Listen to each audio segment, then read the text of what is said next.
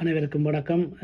இன்று இந்த முக்கியமானதொரு காணொளியில் உங்கள் அனைவரையும் சந்திப்பதில் மகிழ்ச்சி. முக்கியமாக இன்று பிரித்தானியாவினுடைய உள்துறை அமைச்சர் முக்கியமான இன்னொரு அறிவிப்பினை, அதாவது ஃபெயில்டு அசைலம் சீக்கர்ஸ், அதாவது அகதி அந்தஸ்து கோரி அவருடைய விண்ணப்பம் நிராகரிக்கப்பட்டிருக்கின்ற அகதி கோரிக்கையாளர்களுக்கான கொடுப்பனவு, அதாவது அவர்கள் தாமாக விரும்பி நாட்டுக்கு திரும்பி செல்ல விரும்பினால் அவர்களுக்கான கொடுப்பனவு தொடர்பான ஒரு அறிவிப்பை விடுத்திருக்கின்றார். அது ஒரு 7 நாட்களை கொண்ட ஒரு குறுகிய கால ஒரு அறிவிப்பு ஒன்றை விடுத்திருக்கின்றார். இந்த 7 நாட்களுக்குள் குடும்பங்களாக இருக்கின்றவர்கள் தாங்களாக விரும்பி தங்களுடைய சொந்த நாட்டுக்கு செல்ல விரும்பினால் அவர்களுக்கு அதிகப்படியாக 40,000 பவுண்ட்ஸுகள் அவர்களுக்கு வழங்கப்பட்டு அவர்கள் தங்களுடைய சொந்த நாட்டுக்கு செல்வதற்கான வாய்ப்பு ஏற்படுத்தி கொடுக்கப்படும் என்று சொல்லியிருக்கின்றார். அதாவது தலா ஒருவருக்கு 10,000 படியாக அதிகப்படியாக 40,000 வழங்கப்படும் என்று சொல்லப்பட்டிருக்கின்றது.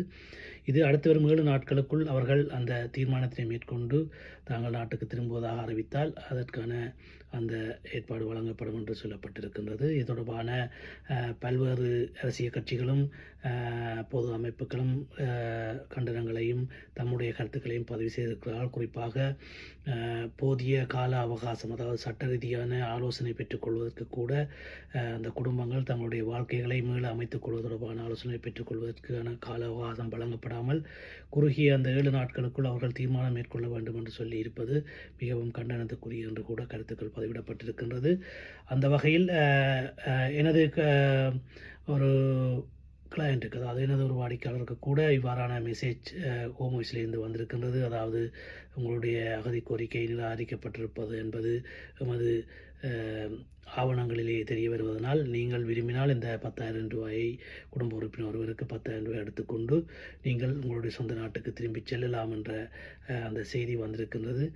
அதிலே குறிப்பாக அந்த விண்ணப்பதாரி அவர் ஒரு ஃபர்தர் சப்மிஷன், அதாவது மேலதிக ஒரு சமர்ப்பணத்தை மேற்கொண்டிருக்கின்றார் ஹோம் ஆஃபீஸிலே. அதற்கான தீர்வு இன்னும் கிடைக்கப்பெறவில்லை. இருந்த போதிலும் அவ்வாறான ஒரு செய்தி வந்திருக்கின்றது என்றபடியால் இது தொடர்பாக வேறு பலருக்கு இவ்வாறான செய்திகள் வந்திருக்கலாம். எனவே நீங்கள் உடனடியாக உங்களுடைய சட்ட ஆலோசனை அணுகி அல்லது நீங்கள் தேவையற்படி இமிகிரேஷன் லோயர்ஸ் நிறுவனத்தை தொடர்பு கொண்டு இதற்கான ஆலோசனையை பெற்று நீங்கள் விரும்பினால் நாட்டுக்கு செல்ல விரும்பினால் அந்த பணத்தை எடுத்துக்கொண்டு செல்ல வேண்டிய தேவை இருந்தால் போகலாம். அவ்வாறு இல்லாத சந்தர்ப்பத்திலே நீங்கள் அது தொடர்பான ஆலோசனைகளை பெற்று அடுத்த கட்ட நடவடிக்கை தொடர்பாக தீர்மானிக்க வேண்டும். உங்களுக்கு மேலதிக ஆலோசனை தேவைப்பட்டால் நீங்கள் இமிகிரேஷன் லோயர்ஸ் நிறுவனத்தினரை தொடர்பு கொள்ளலாம். 02-303-411-0688 என்ற இலக்கத்துக்கு தொடர்பு கொள்ளுங்கள்.